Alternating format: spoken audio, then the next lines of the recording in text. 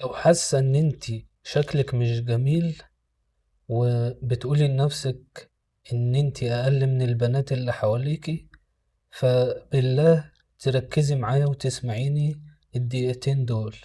ربنا عز وجل في سورة التين بيقسم في بداية السورة: أعوذ بالله من الشيطان الرجيم، والتين والزيتون وطور سينين وهذا البلد الأمين.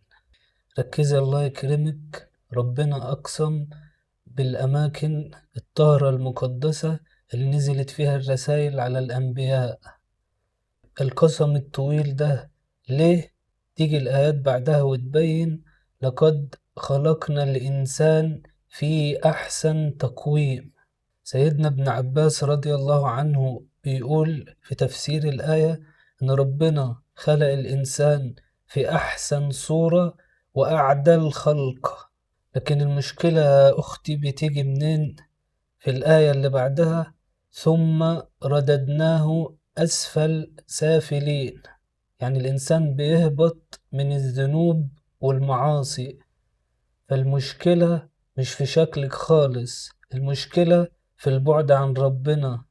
فالعلاج موجود في سورة التين، والآية في السورة بتقول: أعوذ بالله من الشيطان الرجيم، بعد ثم رددناه أسفل سافلين إلا الذين آمنوا وعملوا الصالحات فلهم أجر غير ممنون.